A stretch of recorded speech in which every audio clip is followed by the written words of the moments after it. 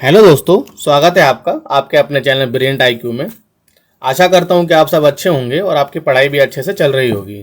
जैसा कि आपको पता है कि हमने एनसीईआरटी की सीरीज को स्टार्ट किया है और आज ये 7th क्लास की हिस्ट्री चल रही है, जिसमें आज हम 7th के चैप्टर को कंप्लीट करेंगे। और इस 7th चैप्टर का जो नाम है वो है जनजातियाँ, खानबादोश और एक जगह बसे हुए समुदाय। ठीक है, इस चैप्टर को अच्छे से देखेंगे और समझेंगे कि इस चैप्टर में क्या क्या चीज़ इंपॉर्टेंट है और किस किस चीज़ का आप नोट्स बना सकते हैं, जो आपके पेपर के लिए बेहद महत्वपूर्ण होगा।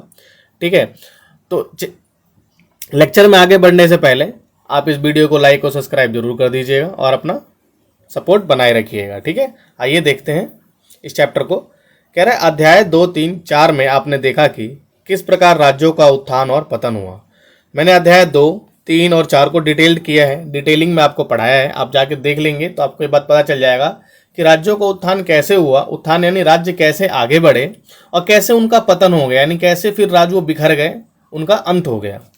ठीक है, इस उपपाठ के बीच ही कलाओं, दस्तकारियों और उत्पादक गतिविधियों की नई किस्में शहरों और गांवों में फल फूल रही थी। यानी शहरों और गांवों में कला, दस्तकारी और उत्पादक गतिविधियों की नई किस्में शहरों और गांवों में फल फूल रही थी।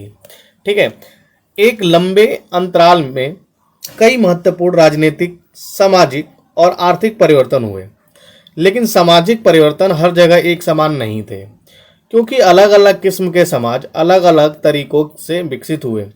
ऐसा कैसे और क्यों हुआ, यह समझना महत्वपूर्ण है। समाज में परिवर्तन हर जगह एक सा नहीं होता। जैसे आज आप अपने भारत को देखेंगे तो उसके क्षेत्रों को जब आप देखेंगे तो भारत को उत्तर, दक्षिण, पूरब, पश्चिम में जब डिवाइड करके आप देखेंगे तो आपको ये चीज़ महसूस होगी कि हर जगह का समाज और हर जगह के रीति रिवाज और हर जगह की स्थिति एक जैसी नहीं है।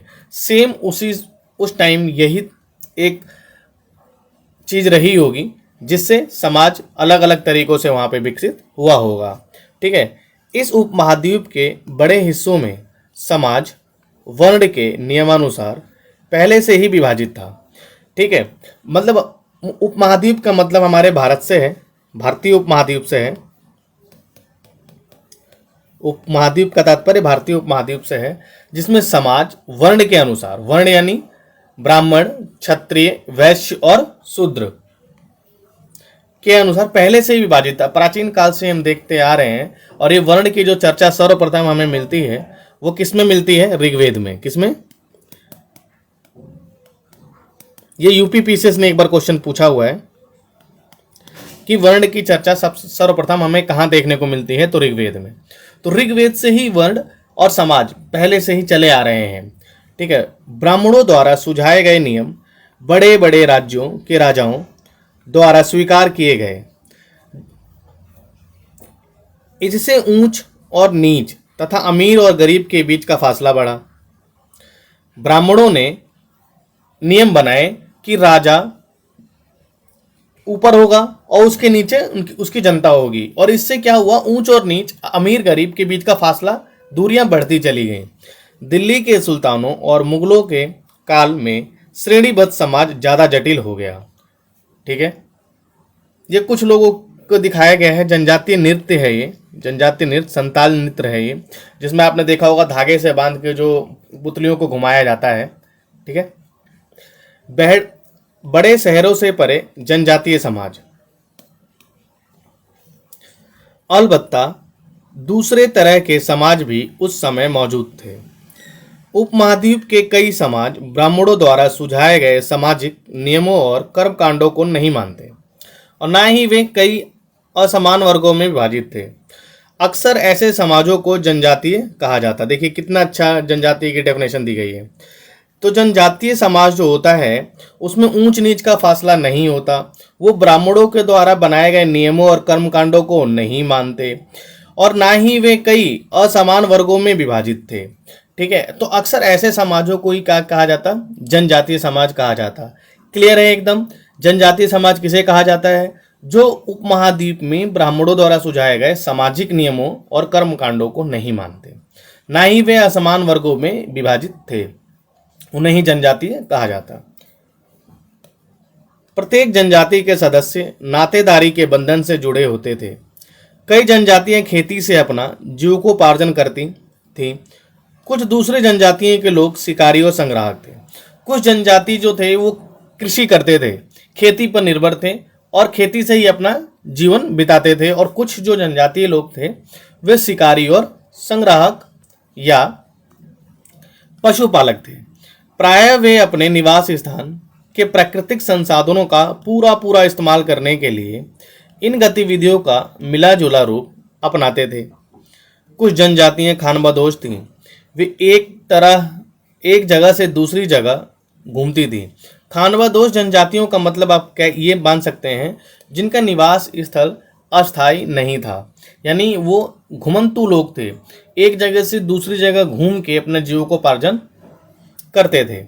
जनजातीय समूह संयुक्त रूप से भूमि और चारागाहों पर नियंत्रण रखते थे और अपने खुद के बनाए नियमों के आधार पर परिवारों के बीच इनका बंटवारा करते।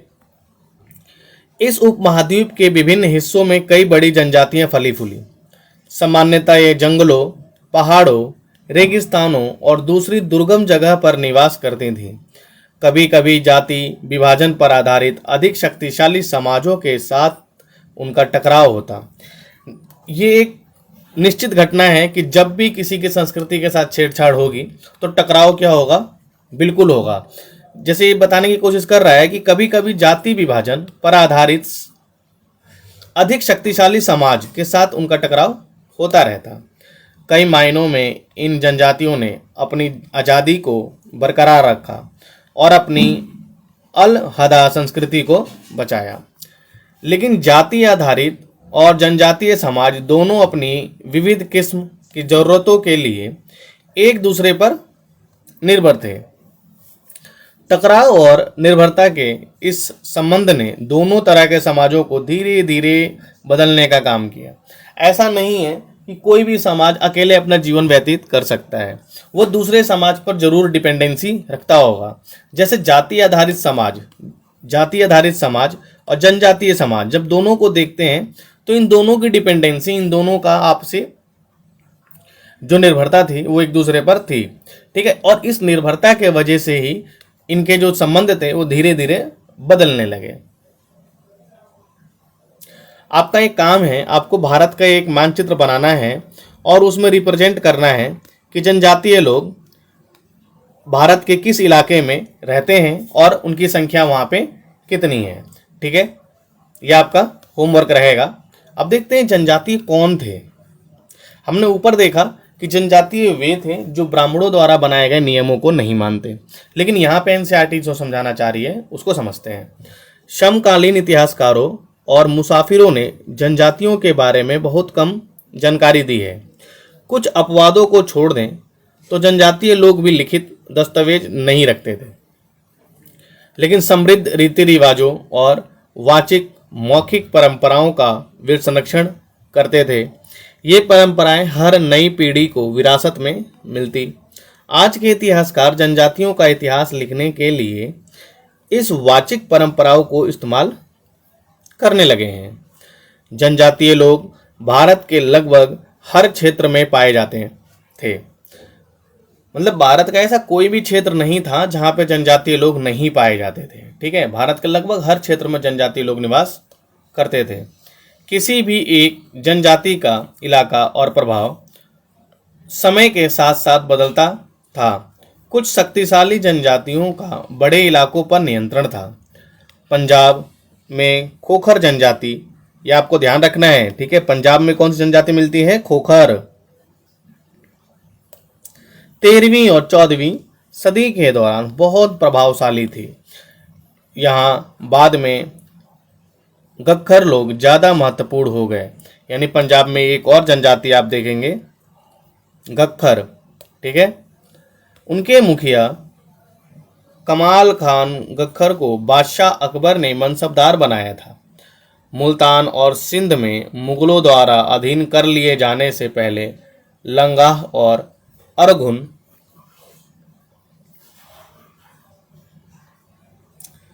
लोगों का प्रभुत्व अत्यंत विस्तृत क्षेत्र पर था। उत्तर पश्चिम में एक और विशाल एवं शक्तिशाली जनजाति थी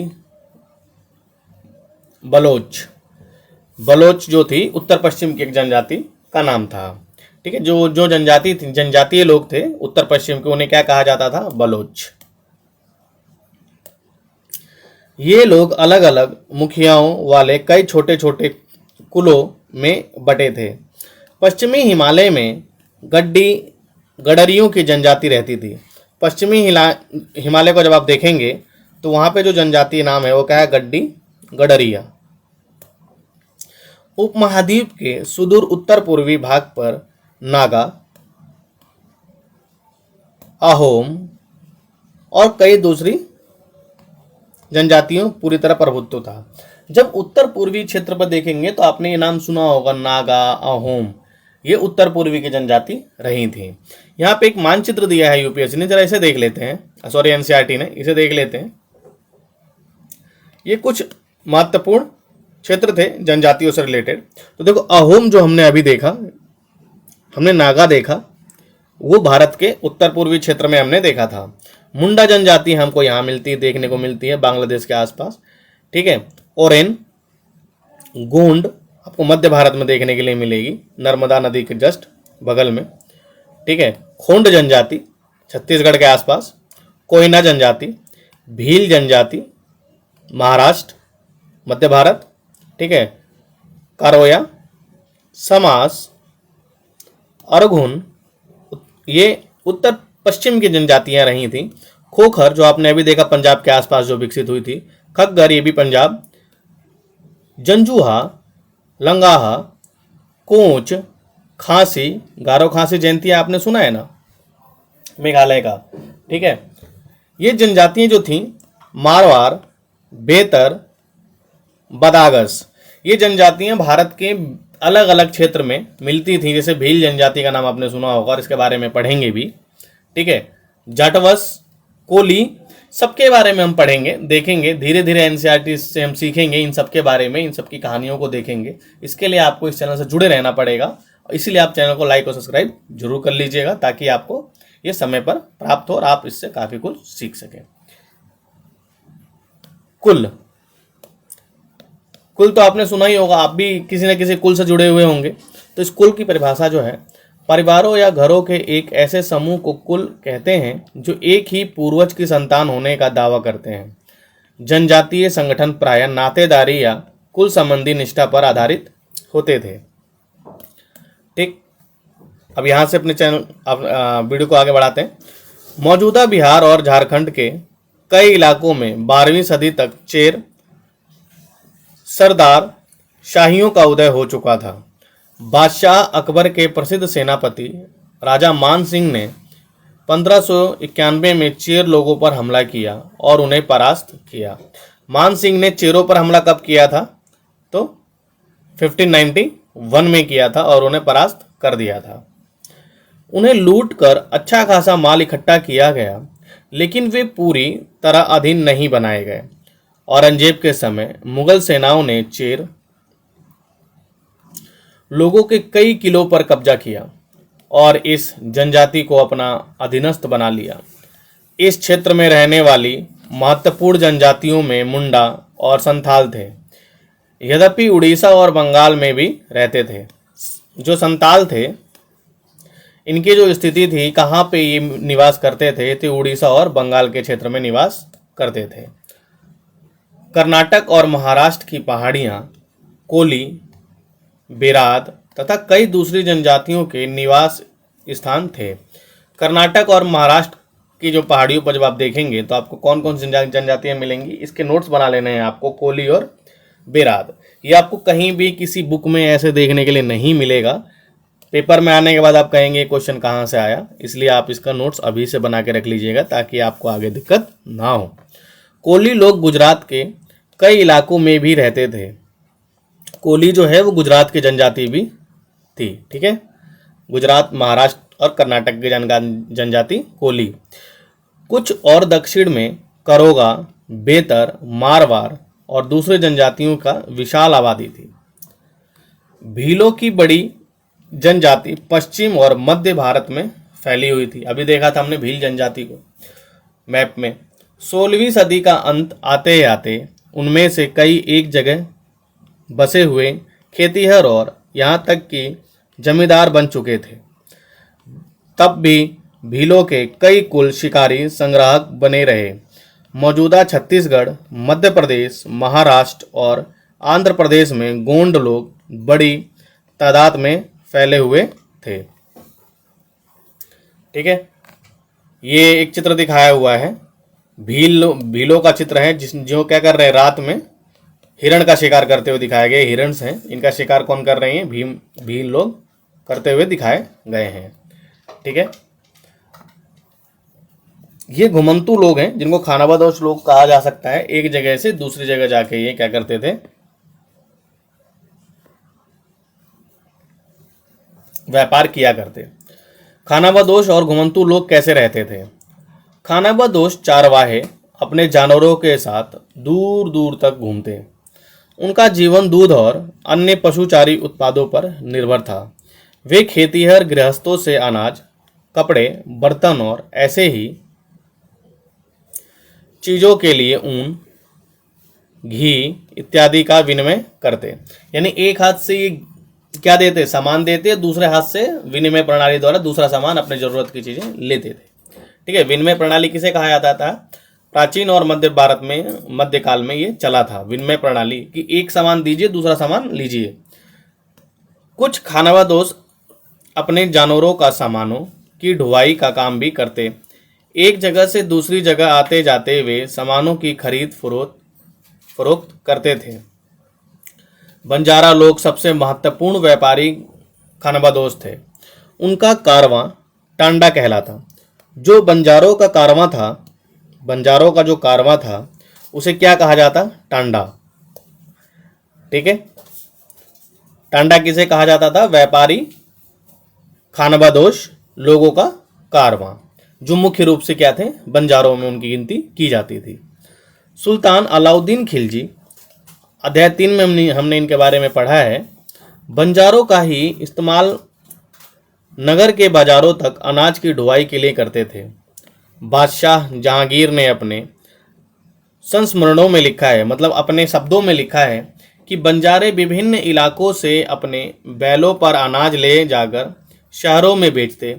सैन्य अभियानों के दौरान वे मुगल सेना के लिए खाद्यान्नों की ढुलाई का काम करते। किसी भी विशाल सेना के लिए 1 लाख बैल अनाज ढोते होंगे।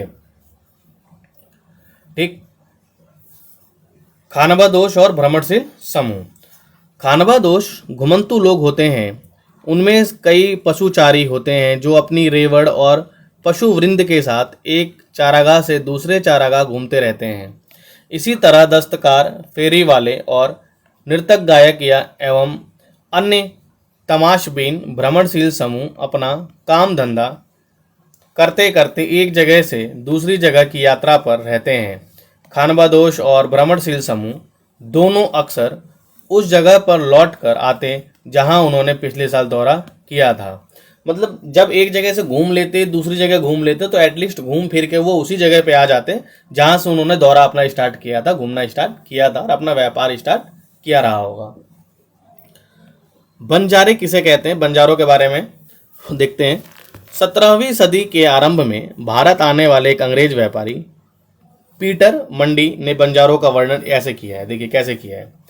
सुबह हमारी मुलाकात बंजारों के एक टांडा से हुई। टांडा यानी कारवां, किसका? बंजारों का। कारवां का अर्थ होता है ग्रुप, जिसमें 14,000 बैल थे। सारे पशु गेहूं और चावल जैसे अनाजों से लदे हुए थे। ये बंजारे लोग अपनी पूरी घर गृहस्थी, बीबी और बच्चे अपने साथ लेकर चलते। एक टांडा में कई परिवार होते। उनका जीने का तरीका उन भारवाहकों से मिलता जुलता है जो लगातार एक जगह से दूसरी जगह जाते रहते हैं। गाय, बैल उनके अपने होते हैं, मतलब किसी दूसरे के चीज़ों को यूज़ नहीं करते। बंजारों के पास गाय और बैल अपनी स्वयं की होती थी। कई बार वे सौदागरों के द्वारा भाड़े पर नियुक्त किए जाते, लेकिन ज़्यादातर वे खुद सौदागर होते। अनाज जहाँ सस्ता उपलब्ध है वहाँ से वे खरीदते और उस जगह ले जाते जहाँ वह महंगा है। व्यापार आज भी ऐसे ही किया जाता है। सस्ता माल खरीद के ऐसी जगह पर ले जाकर बेचा जाता है जहाँ पर उसका वैल्यू, जहाँ पे उसकी वैल्यू और वहाँ से धन ज़्यादा से ज़्यादा प्राप्त किया जा सके। वहाँ से वे फिर ऐसी चीज़ें लाद ले जाते जो किसी और जगह मुनाफे के साथ बेची जाती। टांडा में 6 से 700 लोग हो सकते हैं। वे एक दिन में 6 या 7 मील से ज़्यादा सफ़र नहीं करते। यहाँ तक कि ठंडे मौसम में भी अपने गाय बैलों पर से सामान उतारने के बाद वे उन्हें चरने के लिए खुला छोड़ देते, क्योंकि जहाँ ज़मीन पर्याप्त है और उन्हें रोकने वाला कोई नहीं है। ठीक। कई पशुचारी जनजातियां मवेशी और घोड़ों जैसे जानवरों को पालने पोसने और संपन्न लोगों के हाथ उन्हें बेचने का काम करती थीं। छोटे मोटे फेरी वालों की विभिन्न जातियां भी एक गांव से दूसरे गांव भ्रमण करती। ये लोग रस्सी, सरकंडे की चीज़ों, फूस की चटाई और मोटे बोरे जैसे माल बनाते और बेचते थे। कभी कभी भिक्षुक लोग भी घुमंतु सौदागरों का काम करते। नर्तकों, गायकों और अन्य तमाशबीनों की भी जातियां थीं जो विभिन्न नगरों और गांवों में कमाई के लिए अपनी कला का प्रदर्शन करती। एक कला आप देख रहे हैं, ये कांस्य का मगरमच्छ बना रखा है। किसका मगरमच्छ बना रखा है? ये कांस्य का। कितना शानदार मगरमच्छ। अब इसे बेचा जाएगा और बेच के मुनाफा कमाया जाएगा। बदलता समाज, नई जनजातियां और श्रेणियां। जैसे जैसे अर्थव्यवस्था और समाज की जरूरतें बढ़ती गईं, नए हुनर वाले लोगों की आवश्यकता पड़ी। वर्णों के भीतर छोटी छोटी जातियां उभरने लगी। उदाहरण के लिए ब्राह्मणों के बीच नई जातियां सामने आई। दूसरी ओर कई जनजातियां और सामाजिक समूहों को जाति विभाजित समाज में शामिल कर लिया गया और उन्हें जातियों का दर्जा दे दिया गया। विशेषज्ञता प्राप्त शिल्पियों, सुनार, लोहार, बढ़ई और राजमिस्त्री को भी ब्राह्मणों द्वारा जातियों के रूप में मान्यता दी गई। वर्ण की बजाय जाति समाज के संगठन का आधार बन गई। इस टाइम पे जो पहले से वर्ण की व्यवस्था चलती आ रही थी, अब क्या है, जाति जो है वो समाज के संगठन का आधार बन चुकी थी। जाति पर एक विचार विमर्श कर लेते हैं। ठीक है। कह रहा वर्तमान तमिलनाडु के तिरुचिरापल्ली ताल्लुक में स्थित उय्याकोंडन उदयार की 12वीं शताब्दी के अभिलेख में ब्राह्मणों को एक सभा के विचार का वर्णन मिलता है। इस सभा के बारे में हम अध्याय 2 में पहले ही पढ़ चुके हैं, देख चुके हैं। ठीक है। विचार क्या है? वे रथकर यानी रथ बनाने वाले की सामाजिक स्थिति पर विचार विमर्श कर रहे थे। उन्होंने इस जाति के कामकाज तय किए जिनमें वस्तुकला, रथों और गाड़ियों का निर्माण, मंदिर द्वार बनाना, मूर्तियां स्थापित करना, बलि के लिए लकड़ियों से बने सामान तैयार करना, मंडप बनाना, राजा के लिए जेवर बनाना, ये सब शामिल रहे थे। ठीक है। जाति विभाजन के आधार पर ही इन चीजों को देखा जाने लगा। 11वीं और 12वीं सदी तक आते आते क्षत्रियों के बीच नए राजपूत गोत्रों की ताकत में काफी इजाफा हुआ। वे हुण, चंदेल, चालुक्य और कुछ दूसरी वंश परंपराओं से आते। इनमें से कुछ पहले जनजातियों में आते थे और बाद में कई कुल राजपूत मान लिए गए। मतलब जो जनजाति पहले थे उनको बाद में राजपूतों की श्रेणी में मान लिया गया। ठीक है। पहले क्या थे, जनजातीय थे, धीरे धीरे जैसे उनकी महत्ता बढ़ती चली गई उनको राजपूत माना गया। धीरे धीरे उन्होंने पुराने शासकों की जगह ले ली, विशेषतः कृषि वाले क्षेत्रों में जहाँ कई तरह के परिवर्तन हो रहे थे और शासकों ने शक्तिशाली राज्यों के निर्माण में अपनी संपदा का इस्तेमाल किया। शासकों के रूप में राजपूत गोत्रों के उदय के उदाहरण का जनजातीय लोगों के अनुसरण किया। धीरे धीरे ब्राह्मणों के समर्थन से कई जनजातियां जाति व्यवस्था का हिस्सा बन गईं, लेकिन केवल प्रमुख जनजाति परिवार ही शासक वर्ग में शामिल हो गए।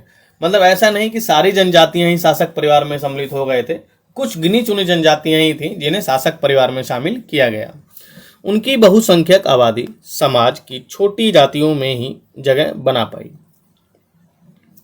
दूसरी तरफ पंजाब, सिंध और उत्तर पश्चिम सरहद की प्रभुत्वशाली जनजातियों ने काफ़ी पहले इस्लाम को अपना लिया था। वे जाति व्यवस्था को नकारते रहे। सनातनी हिंदू धर्म के द्वारा प्रस्तावित गैर बराबरी वाली सामाजिक व्यवस्था इन इलाकों में बड़े पैमाने पर स्वीकार नहीं की गई। गोंड महिला का एक चित्र है, देखते हैं। दोनों ही नाक में बालियां पहन रखी हैं। राज्यों की उत्पत्ति जनजातीय लोगों के बीच हुए सामाजिक बदलाव से गहराई से संबंधित है। हमारे इतिहास के इस महत्वपूर्ण हिस्से के दो उदाहरण दिए गए हैं। ठीक है, एक दिया गया है गोंड जनजाति का। ठीक है, देखिए ये क्वेश्चन यूपीएससी ने एक बार पूछा हुआ है, स्थानांतरीय कृषि किसे कहते हैं? स्थानांतरीय कृषि किसे कहते हैं? तो देख लेते हैं इसे किसे कहते हैं। किसी वन प्रांत के पेड़ों और झाड़ियों को पहले काटा और जलाया जाता, उसकी राख में ही फसल बो दी जाती। जब यह जमीन अपनी उर्वरता खो देती, तब जमीन का दूसरा टुकड़ा साफ किया जाता और इसी तरह से फसल उगाई जाती रही थी। ठीक है, गोंड जनजाति के बारे में देखते हैं। गोंड लोग गोंडवाना नामक विशाल वन प्रदेश में रहते। वे स्थानांतरीय कृषि अर्थात जगह बदल बदल कर खेती करते। विशाल गोंड जनजाति कई छोटे छोटे कुलों में बटी हुई थी। प्रत्येक कुल का अपना राजा या राय होता। जिस समय दिल्ली के सुल्तानों की ताकत घट रही थी, उस समय कुछ बड़े गोंड राजा छोटे गोंड सरदारों पर हावी होने लगे। अकबर के शासनकाल के एक इतिहासकार अकबरनामा में उल्लिखित है कि गण कंटगा के गोंड राज्य में 70,000 गांव थे। इन राज्यों की प्रशासनिक व्यवस्था केंद्रीकृत हो रही थी। राज्य गणों में विभाजित थे। हर गण किसी खास गोंड कुल के नियंत्रण में था। ये पुनः 84 गांवों की इकाइयों में विभाजित होते, जिन्हें 84 कहा जाता।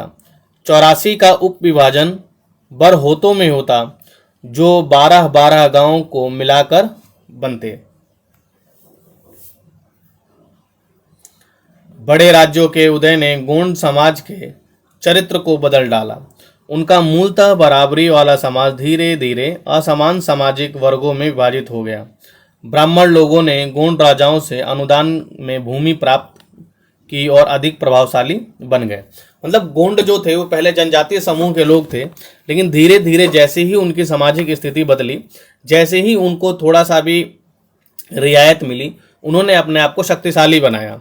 अब ब्राह्मण लोग भी गोंड राजाओं से क्या लेने लगे? भूमि प्राप्त करने लगे और इससे वे और अधिक प्रभावशाली बन गए थे।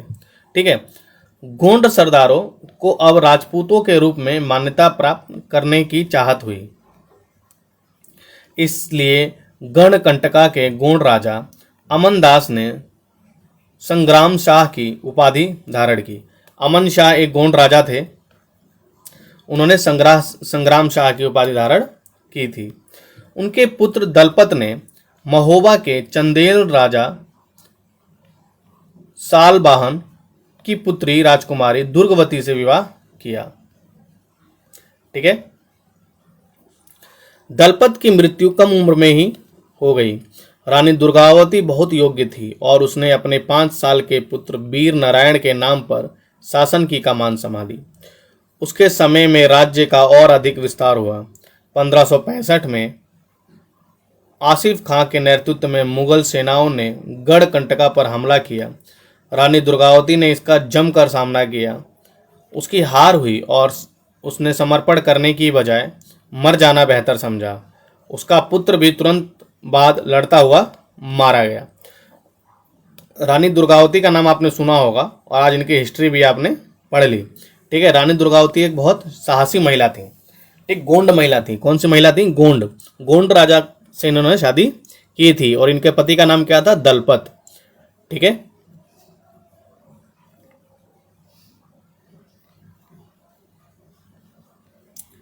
गढ़कंटका एक समृद्ध राज्य था। इसने हाथियों को पकड़ने और दूसरे राज्यों में निर्यात करने के व्यापार में खासा धन कमाया, यानी बहुत धन कमाया हाथियों के व्यापार से। किसने? गणकंटका राज्य ने। जब मुगलों ने गोंडों को हराया तो उन्होंने लूट में बेशकीमती सिक्के, हाथी बहुतायत में उनको प्राप्त हुआ। उन्होंने राज्य का एक भाग अपने कब्जे में ले लिया और शेष वीर नारायण के चाचा चंदर शाह को दे दिया। गढ़कंटका के पतन के बावजूद गोंड राज्य कुछ समय तक चलता रहा, लेकिन वे काफी कमजोर हो गए और बाद में अधिक शक्तिशाली बुंदेलों और मराठों के खिलाफ उनके संघर्ष असफल रहे। एक जनजाति आपने गोंड जनजाति देख ली। अब एक जनजाति के बारे में और पढ़ते हैं, अहोम। अहोम लोग मौजूदा म्यांमार से आकर 13वीं सदी में ब्रह्मपुत्र घाटी में आ बसे। उन्होंने भूइयां यानी भूस्वामी लोगों की पुरानी राजनीतिक व्यवस्था का दमन करने के नए राज्य की स्थापना की। ठीक है, उन्होंने भूस्वामियों के राजनीतिक व्यवस्था का दमन किया और नए राज्य की स्थापना कर दी। 16वीं सदी के दौरान उन्होंने चुटियों और कोचहाजों के राज्यों को अपने राज्य में मिला लिया। उन्होंने कई अन्य जनजातियों को भी अधीन कर लिया। अहोम ने एक बड़ा राज्य बनाया और इसके लिए 1530 के दशक में ही इतने वर्षों पहले आग्नेय शास्त्रों का इस्तेमाल किया गया। मतलब अहोम लोगों ने एक कदम और आगे बढ़ के काम किया और आग्नेय शास्त्रों का प्रयोग चालू कर दिया था।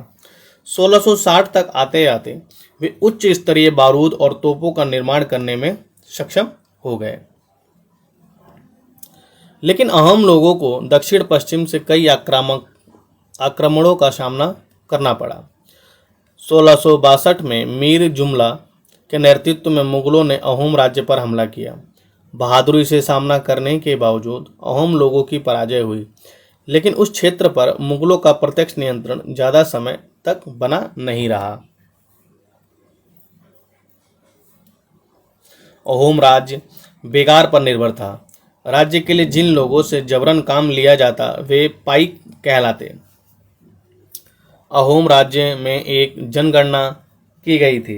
प्रत्येक गांव को अपनी बारी से आने पर निश्चित संख्या में पाइक भेजने होते थे।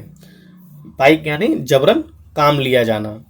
इसके लिए जनगणना के बाद सघन आबादी वाले इलाके से कम आबादी वाले इलाकों में लोगों को स्थानांतरित किया गया था। ये आप ये चित्र देख पा रहे हैं, ये बांग्लादेश है। ये गारो, खासी जयंतियाँ जो मेघालय के पार्ट हैं। ये कचारियाँ नागा जनजाति हैं यहाँ पे नागालैंड के साइड में। अरुणाचल प्रदेश में ये पड़ेंगे कोचू, नेपाल है, और ये भूटान। ये म्यांमार को देख पा रहे हैं, भारत का पड़ोसी है।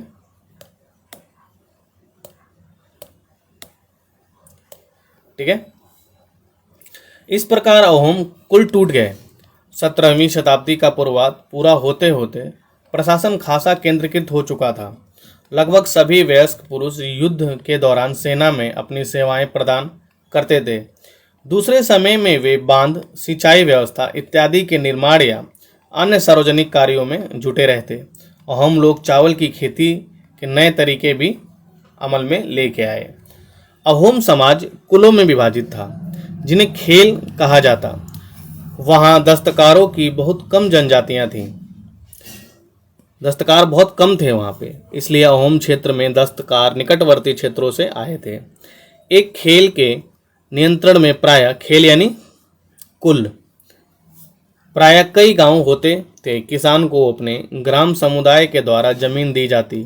समुदाय की सहमति के बगैर राजा तक इसे वापस नहीं लिया जा सकता था। शुरुआत में अहोम लोग अपनी जनजातीय देवताओं की उपासना करते, लेकिन 17वीं सदी के पूर्वार्ध में ब्राह्मणों के प्रभाव में बढ़ोतरी हुई। मंदिरों और ब्राह्मणों को राजा के द्वारा भूमि अनुदान में दी गई। शिव सिंह 1714 से 1784 के काल में हिंदू धर्म वहाँ का प्रधान धर्म बन गया था। लेकिन अहोम राजाओं ने हिंदू धर्म को अपनाने के बाद अपनी पारंपरिक अवस्थाओं को पूरी तरह नहीं छोड़ा। अहोमों ने हिंदू धर्म को अपना तो लिया, लेकिन अपनी पारंपरिक आस्थाओं को उन्होंने नहीं छोड़ा। अहोम समाज एक अत्यंत परिष्कृत समाज था। कवियों और विद्वानों को अनुदान में जमीन दी जाती, नाट्य कर्म को प्रोत्साहन दिया जाता, संस्कृत की महत्वपूर्ण कृतियों का स्थानीय भाषाओं में अनुवाद किया गया। बुरुंजी नामक एक इतिहास कृतियों को पहले अहोम भाषा में फिर असमिया भाषा में लिखा था। निष्कर्ष, जिस युग की हम चर्चा करते आए हैं उस युग के दौरान उपमहाद्वीप में काफ़ी सामाजिक परिवर्तन हुआ। वर्ण आधारित समाज और जनजातीय लोग एक दूसरे के साथ लगातार संपर्क में आते रहे। इस आदान प्रदान ने दोनों तरह के समाजों में अनुकूल बदलाव किया। मतलब जनजातीय लोग और गैर जनजातीय लोग एक दूसरे के संपर्क में आए और उन्होंने समाज में काफ़ी ज़्यादा क्या किया, परिवर्तन करने की कोशिश की। बहुत सी विभिन्न प्रकार की जनजातियाँ थीं और उन्होंने विभिन्न प्रकार की जीविकाएं अपनाई। कालांतर में उनमें से कई जातियां आधारित समाज में शामिल हो गई, लेकिन कईयों ने जाति व्यवस्था और सनातनी हिंदू धर्म दोनों को ही नकार दिया।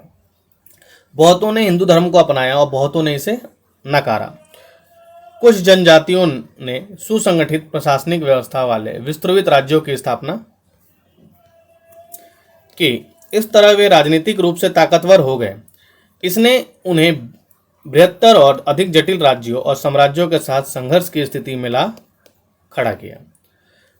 कुछ अन्य तथ्य हैं मंगोलों के बारे में। मंगोलिया आपको चाइना के नीचे और भारत के ऊपर दिखेगा, तिब्बत के ऊपर, ठीक है।